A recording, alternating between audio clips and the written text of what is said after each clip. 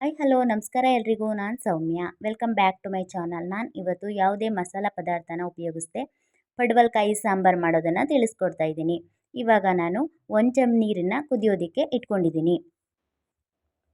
ಈ ಕಡೆ ಇದಕ್ಕೆ ಬೇಕಾಗಿರುವಂಥ ಇಂಗ್ರೀಡಿಯೆಂಟ್ಗಳು: 1 ಬಟ್ಟಲಷ್ಟು ಪಡವಲಕಾಯಿ ಕಟ್ ಮಾಡಿ ಇಟ್ಕೊಂಡಿರೋದು, 1 ಈರುಳ್ಳಿನ ಕಟ್ ಮಾಡಿ ಇಟ್ಕೊಂಡಿದ್ದೀನಿ, 2 ಹಸಿರು ಮೆಣಸಿನ್ಕಾಯಿ, ಕರಿಬೇವಿನ ಸೊಪ್ಪು, ವಡ್ರಾಗಿ ಹಿಟ್ಟು, ರಾಗಿನ ಪೌಡರ್ ಮಾಡ್ಕೊಂಡಿರೋದು ತೊಳೆದು, ಖಾರದ ಪುಡಿ ಖಾರಕ್ಕೆ ತಕ್ಕಷ್ಟು, ಅರಿಶಿನ ಪುಡಿ ಚಿಟಿಕೆ, ಸಾಸಿವೆ ಸ್ವಲ್ಪ, ಫ್ರೈ ಮಾಡೋಕ್ಕೆ ಎಣ್ಣೆ.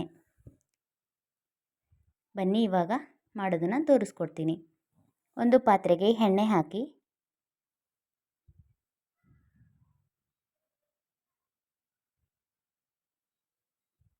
ಎಣ್ಣೆ ಕಾದ ನಂತರ ಅದಕ್ಕೆ ಸಾಸಿವೆ ಹಾಕ್ಕೊಳ್ಳಿ. ಸಾಸಿವೆ ಸಿಡಿತಿದ್ದಂಗೆ ಹಸಿರು ಮೆಣಸಿನ್ಕಾಯಿ ಹಾಕಿ ಫ್ರೈ ಮಾಡಿ. ನಂತರ ಅದಕ್ಕೆ ಕರಿಬೇವಿನ ಸೊಪ್ಪು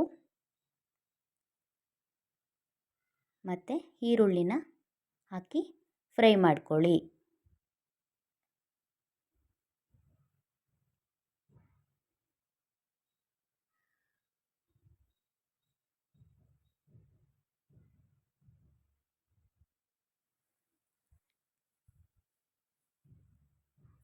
ಇವಾಗ ಈರುಳ್ಳಿ ಎಲ್ಲ ಚೆನ್ನಾಗಿ ಫ್ರೈ ಆದಮೇಲೆ ಪಡವಲಕಾಯಿನ ಅದಕ್ಕೆ ಸೇರಿಸ್ಕೊಳ್ಳಿ.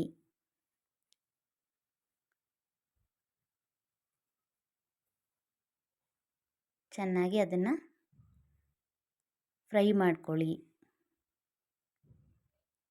ಒಗ್ಗರಣೆ ಎಲ್ಲ ಮೇಲೆ ಬರುವ ಹಾಗೆ. ಇವಾಗ ಅದಕ್ಕೆ ಬಿಸಿ ನೀರನ್ನು ಸೇರಿಸ್ಕೊಳ್ಳಿ.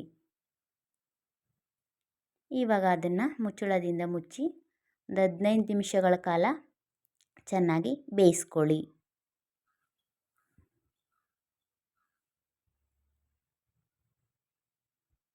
ಇವಾಗ ನೋಡಿ ಅದು ಸ್ವಲ್ಪ ಬೆಂದಿದೆ.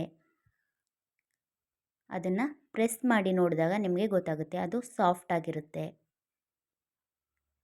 ಇವಾಗ ಅದಕ್ಕೆ ನಮಗೆ ಎಷ್ಟು ಖಾರ ಬೇಕು ಅಷ್ಟನ್ನು ಸೇರಿಸ್ಕೊತಾ ಇದ್ದೀನಿ. ನಂತರ ಚಿಟಿಕೆ ಅರಿಶಿನ ಪುಡಿನ ಸೇರಿಸ್ಕೊಂಡೆ.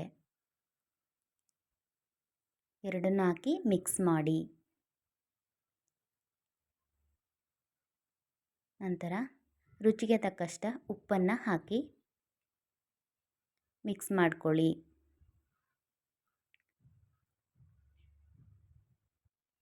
ಇವಾಗ ಆ ವಡ್ರಾಗಿ ಹಿಟ್ಟಿಗೆ ಹಸಿ ಹಾಲನ್ನು 3/4 ಬಟ್ಲಷ್ಟು ತಗೊಂಡು ಅದನ್ನು ಸ್ಪೂನಿಂದ ಗಂಟು ಇಲ್ಲದ ಹಾಗೆ ಮಿಕ್ಸ್ ಮಾಡ್ಕೊಳ್ಳಿ.